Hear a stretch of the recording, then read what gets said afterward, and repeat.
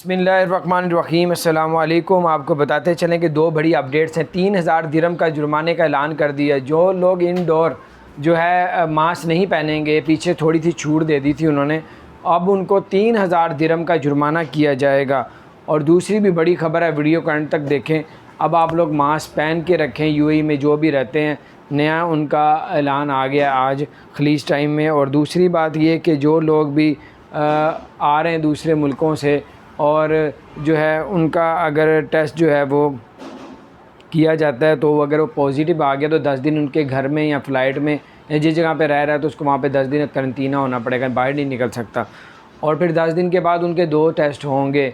अगर test negative आए तो फिर तो बाहर निकल सकते हैं, अगर पॉजिटिव ही आए तो फिर जब तक आपका नेगेटिव नहीं आता आप करंटीना से बाहर नहीं निकल सकते।